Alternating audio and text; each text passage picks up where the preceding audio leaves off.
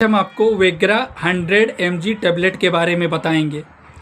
क्या ये टैबलेट आपके लिंग को मोटा करने का काम करता है, लंबा करने का काम करता है? क्या ये आपके टाइमिंग के ड्यूरेशन को बढ़ाता है?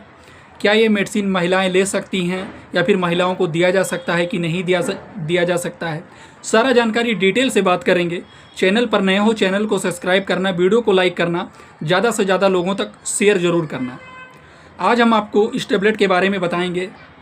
ये इस टैबलेट का वेग्रा 100 के नाम से आपको किसी भी मेडिकल स्टोर पे आसानी से मिल जाता है। वेग्रा इस मेडिसिन का काफ़ी फेमस ब्रांड नेम है। ये एक पॉपुलर नेम है इस मेडिसिन का।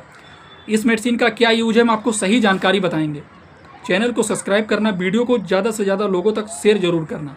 जिनको भी इस मेडिसिन के बारे में जानकारी नहीं है तो कम से कम उनको भी सही जानकारी ज़रूर मिल जाए।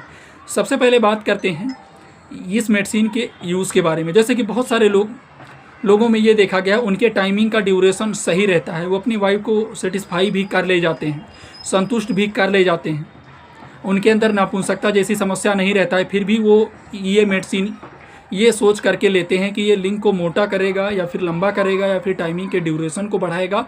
तो ऐसा कुछ भी नहीं है, ये सारी चीज़ें फेक हैं।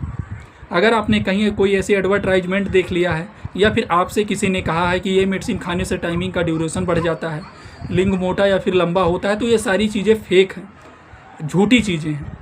इन बातों पे आपको कभी भी ध्यान नहीं देना है। कोई भी दवा, कोई भी मेडिसिन आपको अपनी मर्ज़ी से यूज नहीं करना है। ये मेडिसिन का क्या यूज है ये भी जान लीजिए। जैसे कि ये मेडिसिन सिर्फ और सिर्फ पुरुषों के लिए होता है, महिलाओं में ये मेडिसिन नहीं प्रेस्क्राइब करते हैं डॉक्टर। मतलब ये मेडिसिन महिलाओं के लिए नहीं होता है। ये मेडिसिन पुरुषों में इरेक्टाइल डिस्फंक्शन की समस्या, स्तंभ दोष या नपुंसकता जैसी समस्या में या इसके इलाज में डॉक्टर के द्वारा ये मेडिसिन प्रेस्क्राइब किया जाता है। इस मेडिसिन में सिल्डेनाफिल साल्ट होता है। सिल्डेनाफिल एक साल्ट है जो इस मेडिसिन में होता है। अभी इस मेडिसिन के बारे में हम आपको विस्तार से हिंदी में जानकारी बताएंगे। जैसे कि इरेक्टाइल डिस्फंक्शन की समस्या। इरेक्टाइल डिस्फंक्शन की समस्या पुरुषों में देखा जाता है, जिसे शॉर्ट फॉर्म में ईडी कहते हैं। ईडी का पूरा नाम इरेक्टाइल डिस्फंक्शन है। शॉर्ट फॉर्म में डॉक्टर लोग इसे ईडी के नाम से भी जानते हैं या बोलते हैं। ये पुरुषों में जननांगों में रक्त प्रवाह को बढ़ा करके इरेक्शन प्राप्त करने में, बनाए रखने में मदद करने का काम करता है। जैसे कि बहुत सारे पुरुषों में देखा गया है उनका खड़ा ही नहीं होता है, टाइमिंग का ड्यूरेशन कम रहता है, इरेक्शन जैसी जब इरेक्शन नहीं आता। इरेक्शन का मतलब ये है जब उनके प्राइवेट पार्ट में, लिंग में ब्लड का सर्कुलेशन नहीं होता है, इरेक्शन जैसी चीज़ें नहीं होता है, तो वो कहाँ से स्टैंड होगा, कहाँ से उसमें इरेक्शन जैसी चीज़ें, उत्तेजना जैसी चीज़ें आएंगी? तो नहीं होगा ना। नापुंसकता जैसी समस्या अगर रहता है तो ये क्या काम करता है कि प्राइवेट पार्ट में, मतलब लिंग में इरेक्शन जैसी चीज़ों को लाने का काम करता है, ब्लड के सर्कुलेशन को प्रॉपर मेंटेन करने का काम करता है। जब आपके प्राइवेट पार्ट में ब्लड का सर्कुलेशन होने लगेगा, इरेक्शन जैसी चीज़ें आने लगेंगी, तब कहीं ना कहीं आपका प्राइवेट कहीं ना कहीं वो तना हुआ और आपको एक तरीके से उसमें उत्तेजना जैसी चीज़ें आपको देखने को मिलता है। तो जिससे अगर जो व्यक्ति लेते हैं, इरेक्टाइल डिस्फंक्शन की समस्या रहता है, डॉक्टर प्रिस्क्राइब करता है, तो उनको ये लगता है ना कि ये मेडिसिन लिंग को मोटा और लंबा करने का काम करता है। तो ऐसा कुछ भी नहीं होता है। ये इरेक्शन प्राप्त करने का काम करता है, इरेक्शन लाने का काम करता है, इरेक्शन बढ़ाने में मदद करने का काम करता है, ना कि आपके लिंग को मोटा और लंबा करने का काम करता है। एक चीज़ आप समझ लीजिए। और जैसे कि पल्मोनरी आर्टियल हाइपरटेंशन जैसी समस्या में ये मेडिसिन का उपयोग, जैसे कि फेफड़ों में उच्च रक्तचाप के इलाज की समस्या में भी डॉक्टर करते हैं, जिससे व्यायाम करने की क्षमता में सुधार होता है।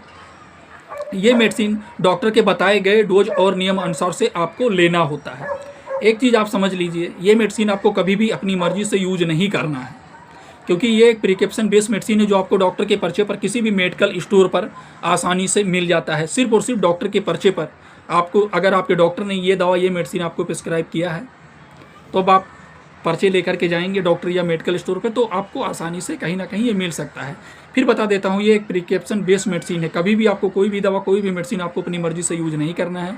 अगर आपके अंदर किसी भी प्रकार की कोई दिक्कत समस्या है, नपुंसकता जैसी समस्या या फिर और कोई दिक्कत समस्या रोग है, तो एक बार आप अपने डॉक्टर, फार्मासिस्ट से ज़रूर आप अपनी दिक्कत परेशानी बताएँ, जानकारी उनसे जानकारी लें।